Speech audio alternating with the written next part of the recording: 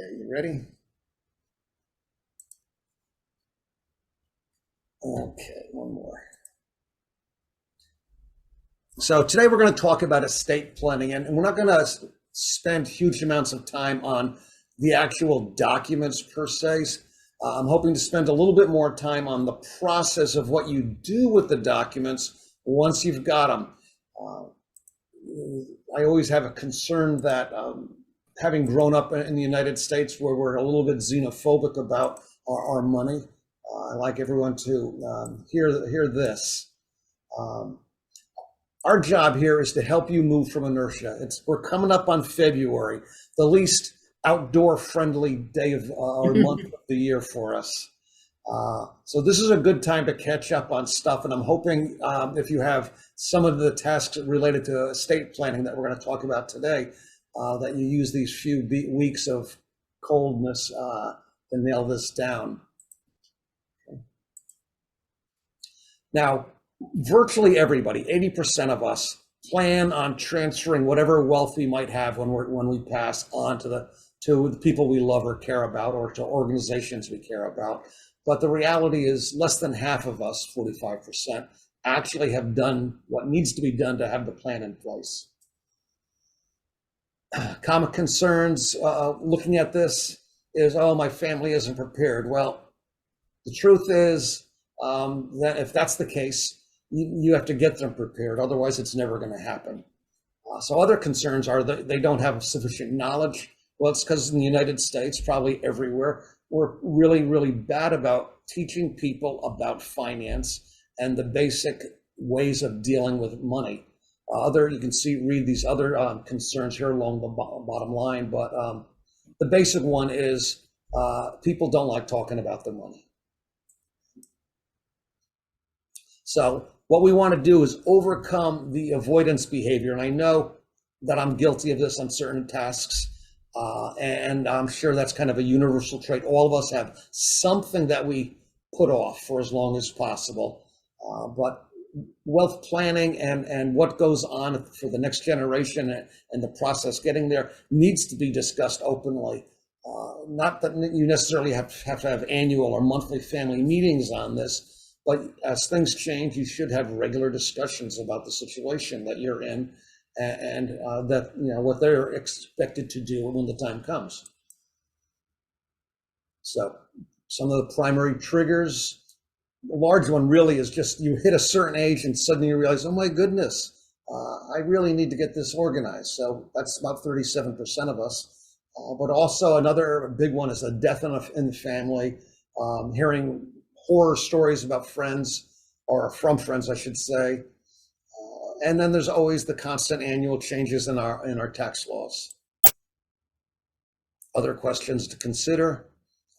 Do your loved ones have any idea what you would like to take place if there is an unexpected emergency? Do you have trusted financial decision makers assigned, and not just one, but a sequence? Because normally for the married couples, it's the spouse is the first line of defense when a decision has to be made and somebody's incapacitated. But what happens if you're both in an accident? It does happen, and you're both incapacitated simultaneously. So you need another person and even another one behind that in case the fallback position is unable, unwilling, unavailable to do so. And we need someone to take care of healthcare wishes and someone to take care of financial issues. It can be the same person, though I'm always a little concerned there because there is an inherent conflict of interest between managing the money and managing your health. Okay, so have you considered the ramifications of a potential long-term stay in assisted living or a nursing home? That's really big bucks. We've all probably talked about that together. Have you shared your wishes with your family? What happens if you're disabled? What do you want to happen after you're gone? Are your medical records? We have this law passed about 20 years ago, maybe 22 years back now, HIPAA, that really puts a concrete wall between your medical records and everybody else on the planet. So make sure you have signed a HIPAA compliant form giving your family members access. And does your plan reflect your current wishes? Life changes, people change, people come and go. Is there one thing that you want to pass along to those left behind? And here I'm not really talking about money so much as knowledge or wisdom. If you have pets, a lot of times pets are not the most welcome heirloom for people to inherit. And so it's important that you talk to those people who might be in line for your pets as to their willingness and the status of the pet through time, because even cats age at a much greater rate than us people. Okay, so we've all heard about legacies, and most of us have an opinion on what it is. It varies from person to person, and it can be pretty convoluted and complex what you may personally think about it. About half of us think of it in terms of security and comfort, but it can mean a lot of other things. Holding the family together at a favorite vacation location, supporting difficult financial issues. Maybe it's philanthropy. So it's up to you. So why have an estate plan? Well, the bad thing about not having an estate plan is every state in the United States has a plan for you if you haven't put one in place yourself.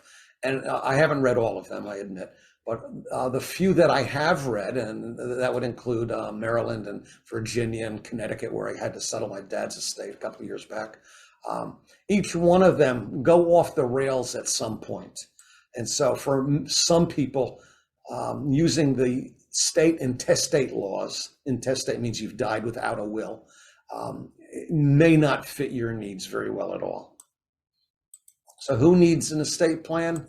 Virtually everybody, regardless of age or net worth, but especially if you have minor kids, own any kind of real estate, particularly if it's in multiple states, you own a business, if you have assets that are probatable. So what does that mean? Anything that passes via your will is going to be a probatable asset. And then there's all the things that you didn't mention that have to be dealt with. And if you have a risk for disability between now and moving on to the next life, that is a very big flag for doing some serious estate planning. Because the laws governing property ownership and property transfer are pretty intangible, and maybe you're probably not terribly familiar with them, it's pretty easy to ignore them and pretend they don't exist. But death is actually a legal event. Once someone dies, these laws come into play, and they will determine what happens to your assets, your possessions, and who are the new legal owners. So if you've done your estate planning work, you can live the rest of your days comfortable that you know what's going to happen.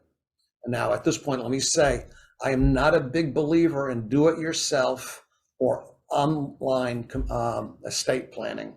And the reason for that is the vocabulary, the legal vocabulary in estate planning is specific. And we Americans, probably everybody, but I know you guys best, we don't write well. We're not as clear in what we write as we should be. And it's kind of like if you think about Thanksgiving and Christmas where you had guests over, if you said, let's eat grandma, that implies a whole different event than let's eat grandma, right? You leave out a comma, things change. And the thing about doing your own estate planning, which is legal, but not necessarily successful, is that you will not know that you messed it up until you're dead. And by then, actually, no one cares to hear your opinion. Well, they'd be pretty stunned, right? So this is one of a case where it pays to find yourself an actual estate planning attorney, spend the money, do it right. Don't go to attorneys that do everything under the sun just because you happen to walk in the door or call them up. You want to go to the specialists, and you go to their websites, you'll see there's one or two icons on their website that are going to state that they're members of a specific estate planning organization. Okay. So an important part of estate planning is what I would call the healthcare proxy durable power of attorney for health. Your doctor probably has a copy of this. Very, very critical. The doctor's version will work, okay? However, you may want to get one prepared by your attorney that is a little bit more personalized. Your call on this. But the important part of this is it authorizes your spouse, if you have a spouse, and then one or two people in a sequence, not a committee, but a sequence, to be there and make medical decisions for you when you cannot, under the guidance of that form. That form will say what you're willing to endure and what you would prefer to avoid, right? And so and it'll define incapacity very specifically. So about a third, 30%, of people who intend to retire, when they fill out paperwork, or surveys, I should say, on retirement, they'll say, I'd like to retire at 67, as an example. And yet about 30% of them end up retiring sometime prior to that. And that is due to a surprise disability or other form of incapacitation. So here, when that does happen, the power of attorney or a family trust can help fix or deal with that issue. So here's another name, Advanced Healthcare Directive. It has to be HIPAA compliant. That rule goes back now over 20 years. So if you did your documents in New York 25, 30 years ago, they are not going to fly. They are out of date and need to be redone. So HIPAA stands for Health Insurance Portability and Accountability Act. It's been modified slightly over the years because the way it was first drafted basically created an iron wall against everybody. Even your doctors couldn't talk to each other, and they've kind of fixed that largely. It defines your version of incapacity. Typically, it'll read something like, if I am determined to be permanently in a permanent vegetative or persistent vegetative state, I wish the following to take place. And this is a big one. This is the Terry Schiavo quandary. Do you want to be kept alive through artificial means for an extended period of time, or do you want to be let go? That's really what this comes down to. And then you designate who has the power to do that and for you. Now, important consideration here, you need to pick people who are not going to waffle. Right? You don't want someone who's going to go, oh me, oh my, I don't know what to do, while holding the piece of paper. You need to discuss with them your wishes and that you're adamant that that is your wish, so that when they get there, they can make that choice and not feel guilty about it or change the choice on you because they couldn't deal with it. Now, the other thing is to make copies, share them with all your doctors. The hospital, I don't think Loudon actually takes them. I think they are overwhelmed by them, but you can ask if the hospital will store them. Another thing you can do is store a PDF on your phone, and you may also want to just put on your phone a couple of entries into your contact list under the header ICE, ICE, in case of emergency is what that stands for. And you can say, this is my person or people in the case of an emergency where I'm unavailable to make my own medical decisions. You can put that right in there. If you're in an accident, the rescue squads know to look for that. You can also save it on a flash drive, but flash drives sometimes get lost and they may not be looking for that. So here are some other names that actually are the exact same thing. You've heard of the living will, the personal directive, advanced directive, or advanced decision, healthcare power of attorney, or healthcare proxy. All mean basically the exact same thing. Now, a corollary to that is, if you're incapacitated, who's going to pay your bills? Some of the bills now are kind of tricky because everybody now wants you to log into their website and pay online because they don't want to spend the money on mailing you a bill. So you've got bills that you're paying for manually. You've got some bills that are automatically paying themselves, but where they're drafting the money from, it may become a problem if you're out of the picture for a little while. And then there's you have to log in. Like we have propane for our backup heat and our stove, and for the last 20 years or so, I've been paying that as a traditional bill would get paid. And now I can no longer do that. I have to log into the propane people and pay my little bit of money. So you've got to set that up, and I like personally, getting back to this conflict of interest between healthcare and money care. I prefer to have those to be different people, particularly if there's real money involved. But that's your call, and everybody has a differential in their ability to access um, volunteers to fill these different jobs. So if you think about it, if you are incapacitated, the mortgage or rent still has to be paid. They're really quite intolerant of not getting paid on time. Likewise, all your other bills, and also if you have auto payments taking place on a credit card, someone has to pay the credit card company. If it's just automatic withdrawals out of, say, one of your bank accounts, is there money that needs to be transferred in there periodically to keep it healthy enough to pay your bills? Okay. So at death, most of us are caught off guard when somebody passes. Rarely someone lives so long that even though you don't know when the event is going to take place, when someone's 96 years of age, it's not exactly a shock. But the bottom line is, at death, wherever the individual is at that moment, if it's in a hospital or a nursing home, they really, really would like you to get the deceased out of there to the funeral home, though it doesn't have to be a funeral home. So you have to know, or whoever is backing all of this up for you, because really we're talking about you guys, your people assigned to these tasks have to know where these important papers are. You should have already talked to them about what you would like to take place, including what kind of funeral arrangements you might want. You only have, for the Muslim or Jewish communities, the burial time is 24 hours or next sunset. So that's pretty fast. For the other or non-religious people or the Christians, you get a few days, maybe a week. But nonetheless, you've got to pull together perhaps a viewing, not you, they have to pull together a viewing if that's what you like, and then the funeral itself, and maybe another service, gravesite side. So that's a lot of work to do when every life is still going on. So what I would say is, particularly for single folks, I do highly recommend you consider a prepaid funeral plan and buying your plot in advance. Okay, now, the other thing we have to consider is access to money.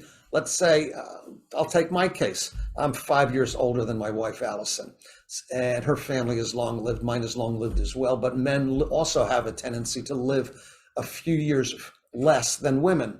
So Allison is probably going to be a survivor, and I'll probably be the deceased. How have we set things up so that she still has adequate access to money?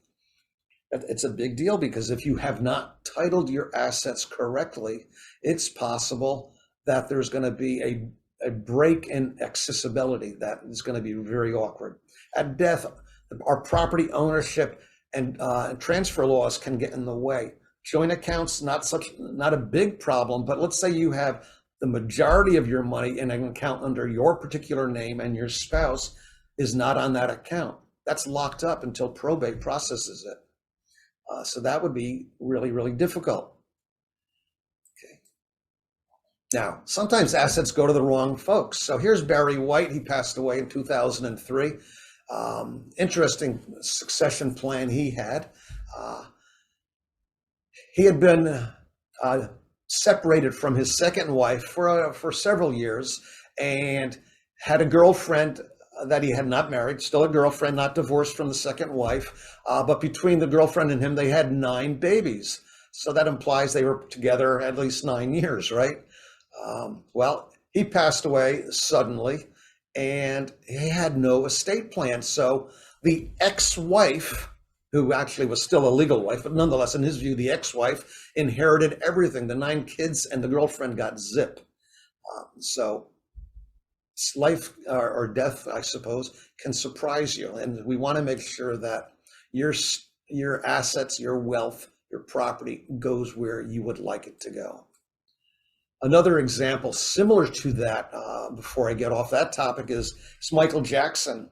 He actually had a revocable trust established, but he did what most of America does, is he paid a lot of money for this big thick document, and he never funded the trust, which means retitling your assets so that they're owned by the trust. So if you have a house, instead of you and your spouse or you owning the house, you go to the county clerk office and you pay him $75 and retitle it to, say, your revocable trust. In my case, the Davidson family revocable trust, dated whatever year that was that I put it together. Okay, that's how you, if you've paid for a trust document, a must do this month, February, get her done, go to the county clerk and get that titling dealt with. Otherwise, you can shred the trust document. It's completely worthless if you don't fund it. Now, we have an estate tax exemption. So most of us right now are not paying or exposed to estate taxes. The current exemption is $12 million per person. So a married couple can pass $24 million to the next generation and not pay estate taxes, at least on a federal level. Those numbers are slated under current law to come down in a few years to more like 5 million or so per person. Still not much of a problem for us, right? But imagine, had you died yesterday, and if all your assets total less than this exemption amount that we're talking about, there'd be no estate taxes, except there may be state, Virginia in this case, most of you are in Virginia or West Virginia. There may be some state taxes that come in. I know when my father died up in Connecticut, he didn't have enough for estate taxes on a federal or state level, but they had an inheritance tax that came to about $1,100 on his bank account.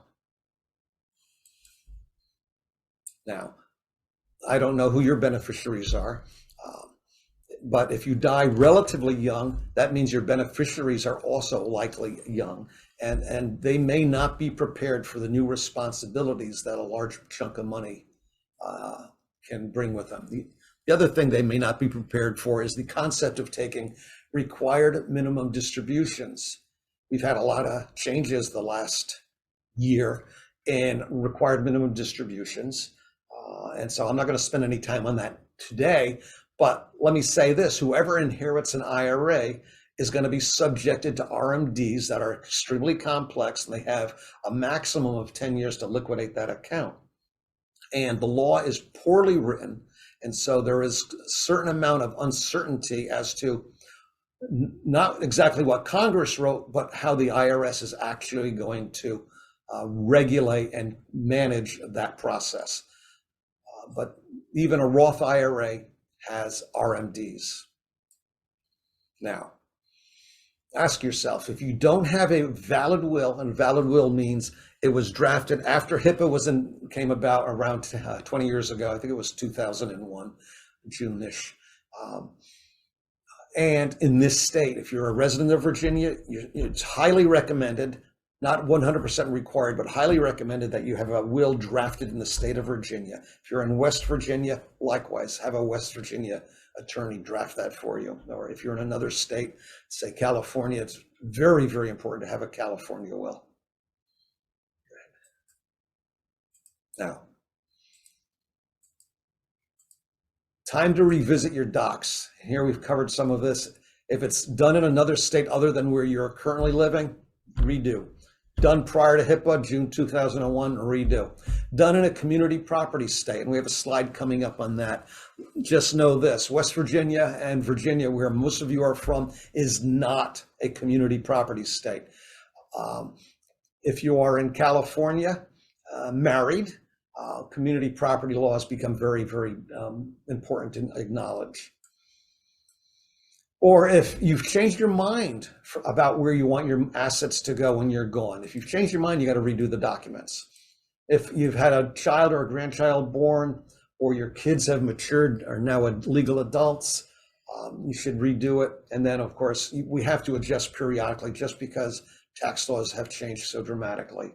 Or another one is, let's say you're executor. This is an important job. It's a hideous job.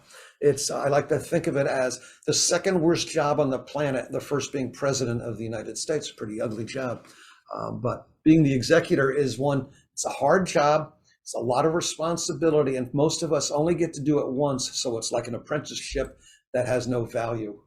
Um, so if your executor has passed away or has moved far away, or is just unwilling to do it, it's time to reappoint someone else to fill that role. So here you can see basically in kind of a goldish color all the states that are not community property states.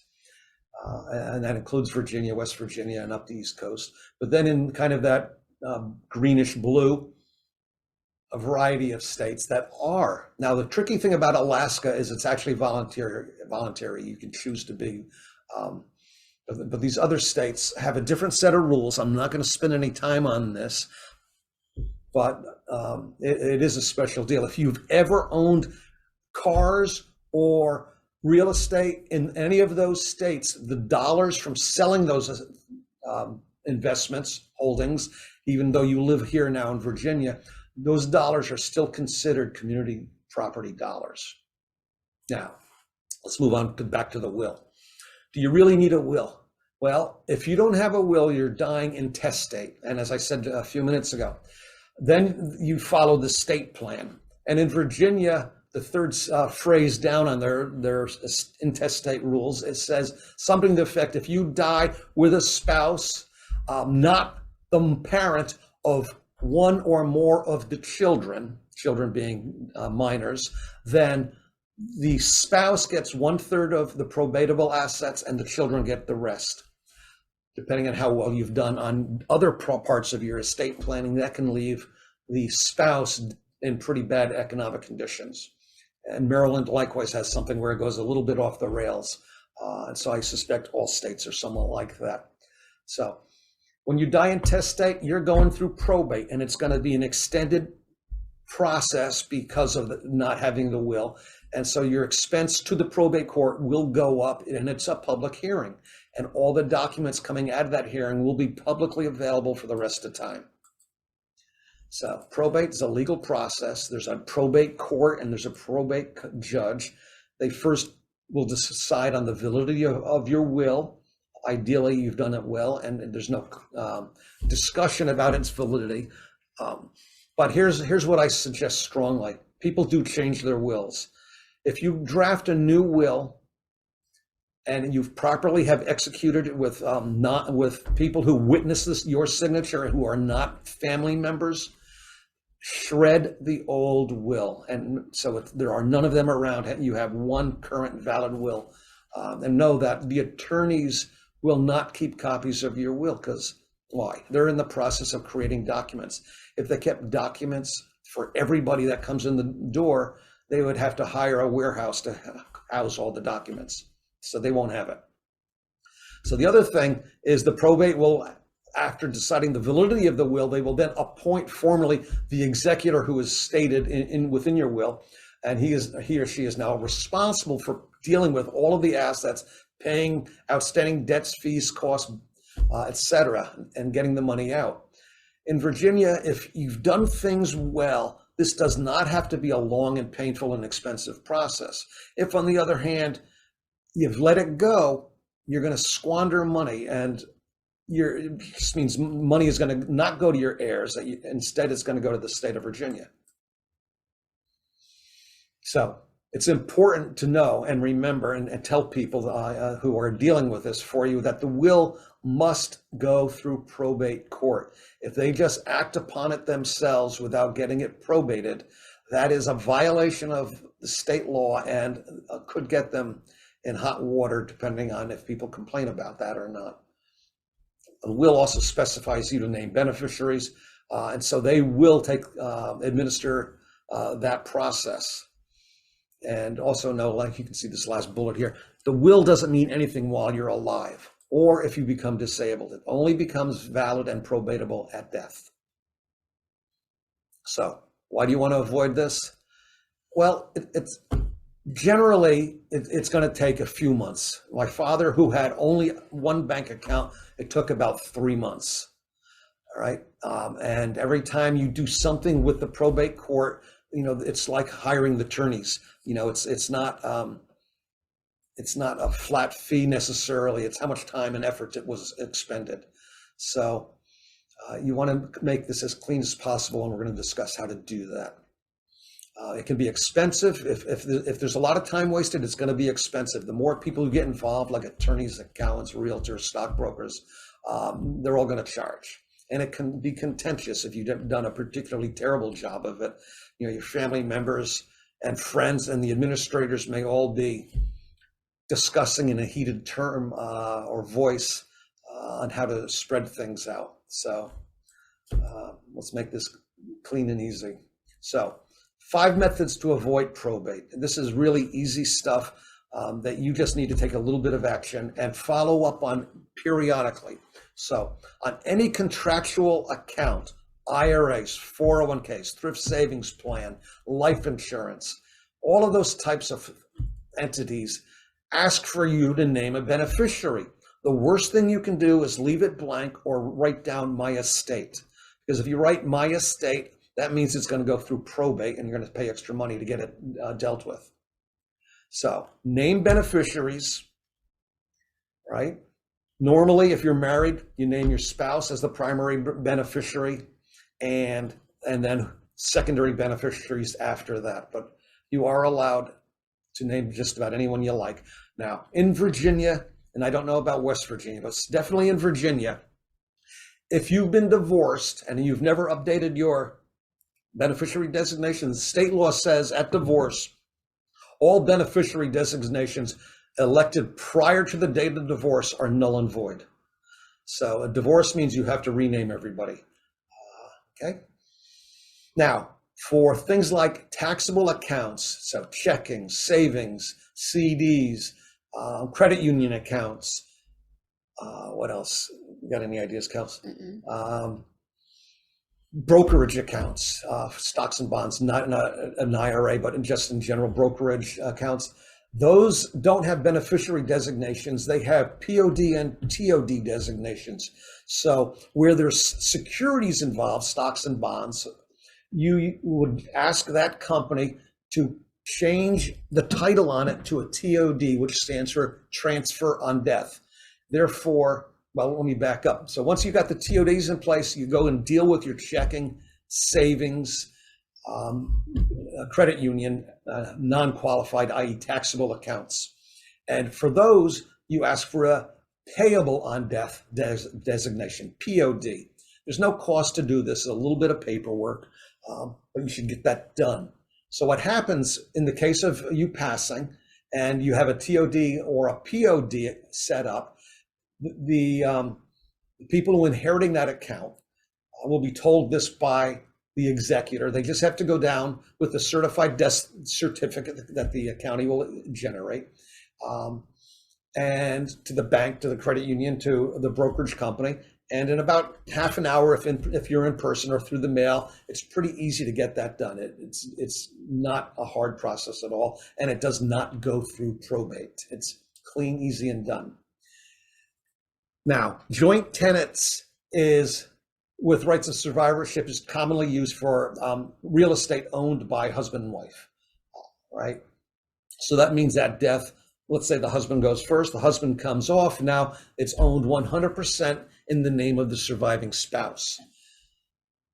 Something to know here, on brokerage accounts, when someone dies on a joint account, there is a step up in basis, just like on real estate.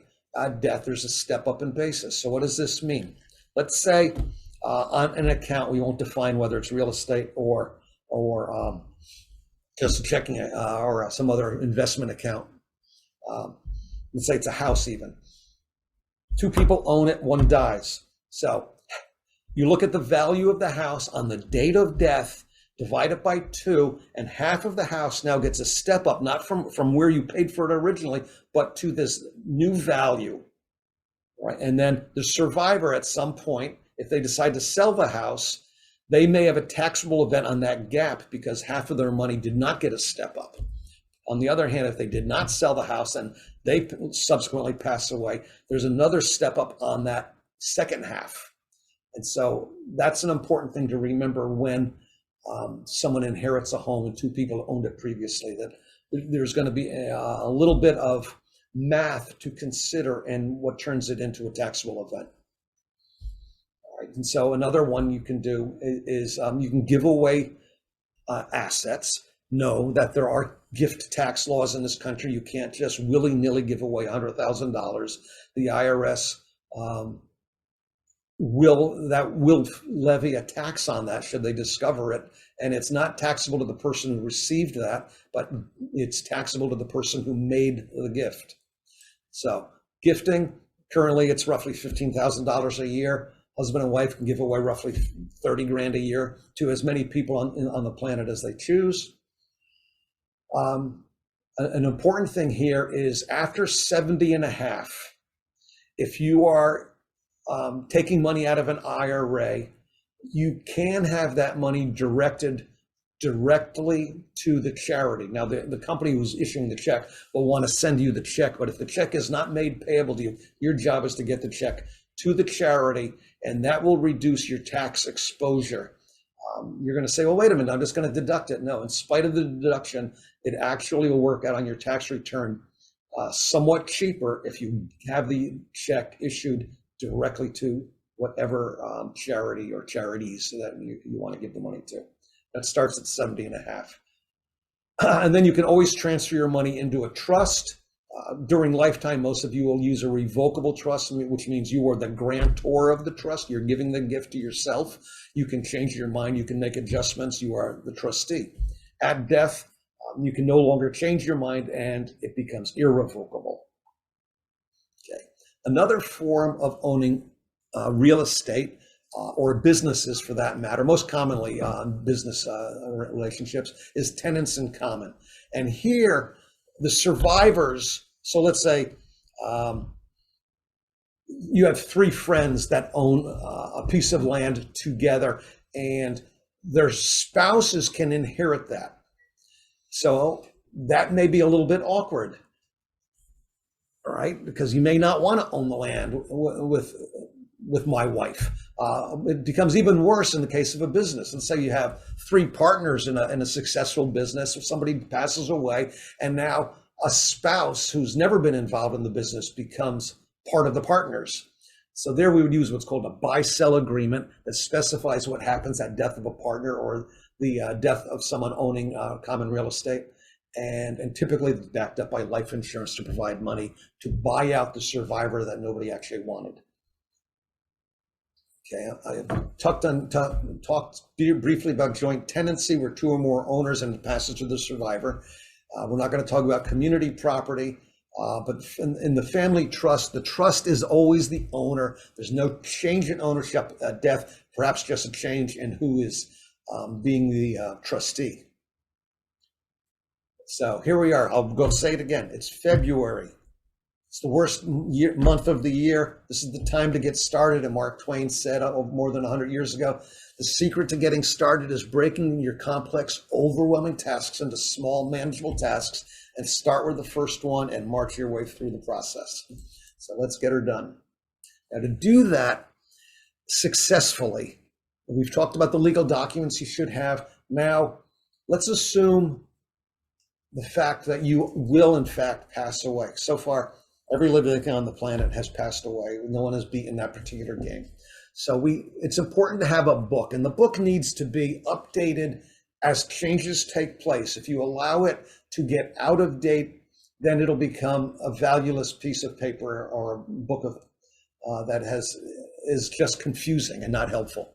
So it's something I recommend doing electronically on your computer, because we're in at that. Most of us, I think, are pretty good on the PC now.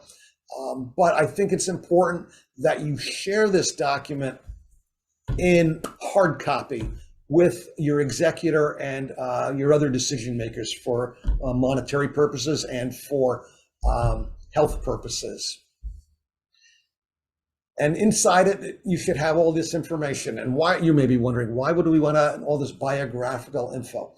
Well, your poor estate planning team is going to be, someone there is going to be required or feel obligated at least to write an obit for you. You may want to write your own obit, by the way. You can do that. I had to do that for my dad, and we've been kind of distant. Not that we were mad at each other, but he didn't leave Connecticut, and I didn't do that 7-hour drive as often as I might have over these last 30 years here in Virginia. And so it was hard for me to, when I got started on his obit, to really get started. I really struggled with it. And so finally, out of desperation, I started reading obits online. I found one that at least the flow of it, even though the facts didn't make any sense, but the flow of it felt comfortable to me. And I took that and I started plugging in my dad's data into there as best I could. And, in relatively short order, I was able to create an obit. But if you provide this data, this info as your biography in rough format, that makes life so much easier. Now, other things to have in there is who you're working with. Now, most of us will probably carry an accountant or CPA with us through time. Those people will change as they retire. But most of us will draft our legal documents, and the attorney will retire. We may not have retained any new attorney going forward. But to the extent that it's important, you list these folks. If you don't have a banker or an attorney, then leave it blank. If you've never had a business partner, you don't need that part. Hopefully you've got us in there. If I'm not around, as your financial planner, and Kelsey will be around as your planner. If you have an insurance agent, they likely will have retired, but it's important at least to have your insurance agency or company listed there and with some contact info. Realtors, typically, most of us don't have much of a relationship with realtors. And then your primary care physician or specialists. And anyone else that could be important. Then a breakdown of your finances and assets. Where's your cash at? Do you have money hidden in the basement? Don't do that. Maybe a little bit of money hidden in the house, but you know that if you have a lot and the house burns down, your insurance company is not going to believe you when you say you had $150,000 hidden in the basement that burned up. Okay. Bank accounts, records. Now the records don't have to go back 50 years. Current records. The IRS requires you to keep your last tax return and the 6 years prior to the last one. So 7 years of IRS records. After that, shred them and get them out of there. Try to cull annually all of this stuff so that your home is not a pillar of paper. Who do you like to give money to? What charities do you honor? Do you owe any money or any firms a debt? Do you have promises you've made to anyone that are not written down? Well, this is a good place to say, hey, I promised Kelsey, $50 when she is running the business.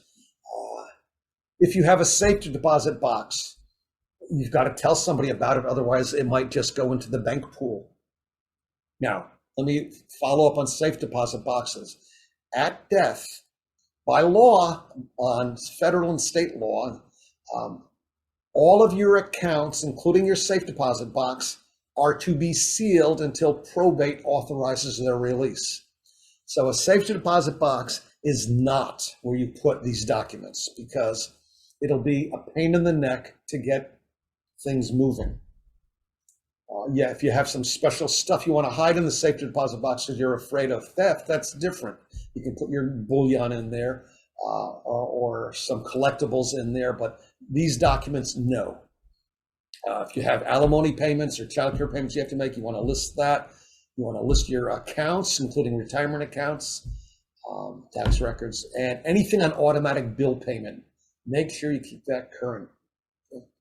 I just want to put in a little aside, really listing out your different accounts so that it's easy for your executor or your heirs to figure out where everything is. People have a tendency to be like Hansel and Gretel and have breadcrumbs everywhere and have money, let's say at BDA Financial and Fidelity and Charles Schwab, and list out every company that you have money at, including your checking, savings, CDs, and things like that. Yeah, and there's also a tendency for many of us, really many of you, because this is not how Kelsey and I are, not to sound arrogant here, but there's a tendency in America, and it's encouraged by the press, for people to leave behind these breadcrumbs of 401k plans or 403b plans of, money that you contributed to retirement accounts and all these prior employers you had.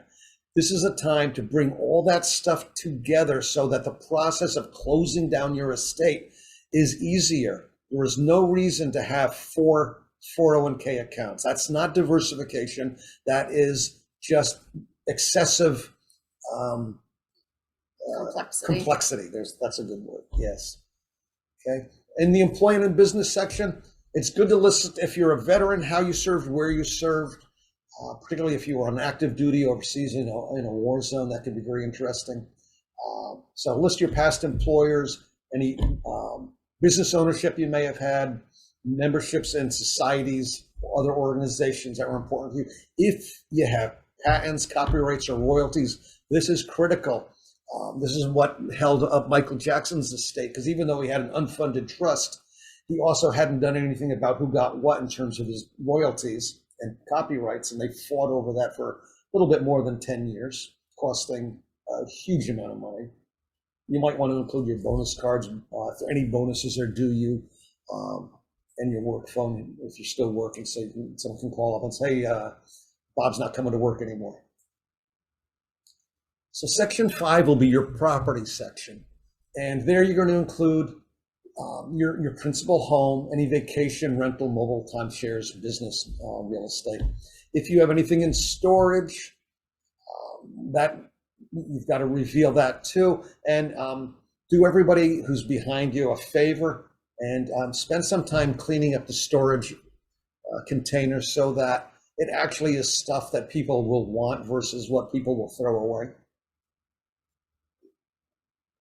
Some of you may have property overseas. I got a couple of clients that I definitely know have homes in other countries, so that has to be listed. That can be an issue if no one knows. If you've loaned money out, just because you're gone doesn't mean that the money isn't supposed to be paid back. That's between you and the debtor. So it's important to say, hey, I loaned so-and-so $2,000, but I forgive it at my death. Or no, I don't forgive it. Make sure you talk to so-and-so for the $2,000. This could also be if you loaned out, let's say, like a wood splitter or a car or something like that. You may want to list that in there as well, so people know to kind of track down some of those higher dollar items if they need to. Yeah, especially and things like antiques. And some of you guys and gals have some really nice antique furniture and other things down that vein. Document that, because it's likely that the executor in the rush to get this job done is going to forget that the antiques were worth some amount of money and their history. And so by documenting it in there, it's a reminder, and it helps ensure that things are passed on appropriately. Likewise for any kind of collectibles, coin collections, stamp collections, art, assets like jewelry. Jewelry is really tough. There will be some sentimental pieces that some people in the family will want, but by and large, jewelry gets kind of just tossed out and they just are dropped off of the pawn shop. It's hard to sell jewelry. It's not worth what people think it is. Vehicles, boats, cars, livestock, should you have livestock, are all has to be listed now. Here's an important area that has to be dealt with now. If you have any of the old-fashioned paper stock certificates at home or in your safe deposit box, now is the time to get them turned in via a transfer agent and have them turned into electronic certificates. It's easy to buy and sell and pass on electronic stocks. It's a major pain in the neck to deal with the paper stock certificates.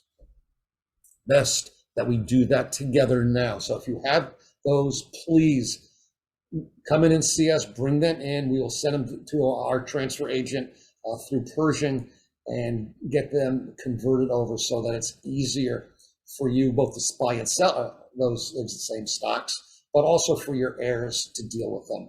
Then finally, list your pets. All right. In the legal and insurance section, you may have a lawyer, maybe not. You may have an insurance agent, probably not, but you'll have an insurance agency. You have policies, right? You may have some life insurance. You definitely will have property insurance. Definitely will have car insurance, possibly boat insurance. So list that. If you have a buy-sell agreement, that's an important one. It's good to have copies of your annulment, separation, divorce, or adoption agreements. If on your any properties or your antiques or your collectibles, it'd be good to have a reasonably current appraisal. And then obviously your beneficiary and social security information also. Now, we talked about funeral arrangements. I'll go back to the prepaid plans. One of the fears that most of us have about that is, well, what happens if the funeral home goes out of business? Well, that used to be a valid fear, but now in every state there are laws regulating this process, and the prepaid plans allow you to set in a certain tier of service that will adjust for inflation. Because obviously, you might last for a long time before this plays out. So you pick what you want, and you'll want to decide whether you want to be buried or cremated or composted, being a new term. Most of us, I think, will go burial cremation versus composted, but that's me. But going back to the funeral arrangements on a prepaid plan, the money that funds the buying of these services in the coffin, in the cremation, that money goes into a custodial account not held by the funeral home. It's outside of the funeral home, much like your IRAs with us, where we have Pershing as the custodian. Not BDA, but Pershing holds that money. Okay. And those, I think that's critical for single people to do that. It just makes life so much easier for the executor. You may have a favorite clergy person that you would like to be available at the service, so list that. And you may have someone who you do not want to notify, somebody who's kind of a troublemaker in your life. So specify who they are. And likewise, specify any undocumented gifts that you've promised. Because if it's not written down here, it's likely that the only person who's going to remember it is who's the person that you promised it to, and everyone else may be skeptical. So put that in there. Within the funeral arrangements, you can see how much has to be done by the executor.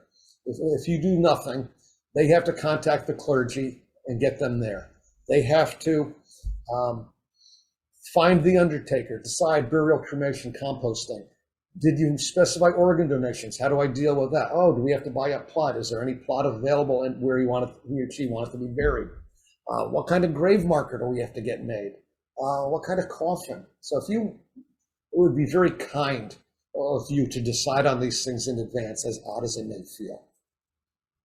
And then in the document section, the titles. It's possible for your executor to order replacement titles. There's a fee there and a form to complete, but if you made life easy by having them in one place, that would be nice. List of all of your financial accounts, your divorce and marriage certificates, any adoption papers, tax returns. Now, if your tax returns are like mine, they're not going to fit into this book, but at least you can say where the tax returns are here. I have a filing cabinet where I keep my 7 years worth of returns. Your VA disability or discharge papers are important. Again, back to the safety deposit box. Where is it? Here are the keys. This is how you get in. And if you were naturalized, i.e. you were born out of the United States, came here as a non-citizen, and became a U.S. citizen, you were naturalized, and you will want those papers in that section as well. Now, a hard piece of all this is this new thing, not so new really, but we all have an online life now, and it's just growing and growing and growing. And somebody has to be able to shut that down. We all have, a huge number of passwords and usernames, and the passwords change regularly. Ideally, you're not using the same password all 400 of your accounts, but many of you might be. long story short, we suggest very, very, very, very, very strongly that you get yourself a password manager. There's a host of these. We're not going to specify any one, but what we do like you to do is you go in and buy, I guess it's kind of a subscription, access to a password manager that allows sharing. And why sharing? You're going to share with your executor access to the password management system. So you can see your password manager and your executor have to be someone you have the utmost confidence in. Because when you pass, somebody has to be able to pay your electronic bills, access your electronic accounts, close down your Facebook and all your other sites so that you don't last for thousands of years as this new entity controlled by people you've never met. So you can see out of Facebook, legacy contact, and on your phone, you need a trusted person's fingerprint and facial picture so that they can access it, especially if you have two-factor authentication. So here's some password managers. These are in no particular order. I think you need to just go through. There's only 6 of them here. You can see the pricing per year is not terrible. It's highly affordable for you all. I would say, we used here in the office, we use LastPass. I find it a little bit complex, and it was hacked a few months back.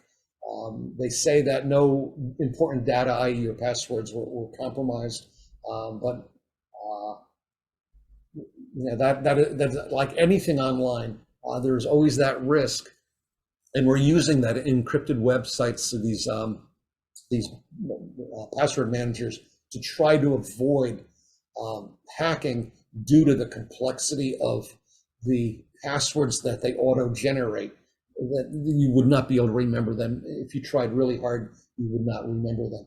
And so I think the password managers are a much safer way to go than what you are currently doing, and it also makes the job for your executor actually doable, whereas right now it probably actually is not completely doable. Now, we also have some important websites to share with you, and also let's point at things a little bit. PuebloGSA.gov. That's an interesting one with a lot of information. It's kind of like a bookstore for government regulations. So that's kind of cool. If you're divorced, you can come over here to divorceheadquarters.com. mymoney.gov and missingmoney.com and are places where a lot of money has been forgotten in accounts. And so you can go here and do a search by your name and see whether you're entitled to some money out there. Likewise, pbgc.gov for pension searches. If you ever work someplace and you think you might have had a pension, you can look for a missing pension plan.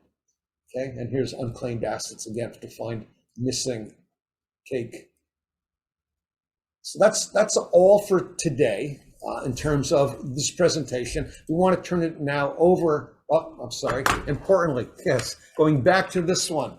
Let me reiterate: use an actual estate planning attorney, not that guy who does mostly traffic tickets and drunken driving and occasionally estate planning. Please use a specialist. It's worth the money. You won't know you messed up until you're in heaven, and then no one's going to hear from you.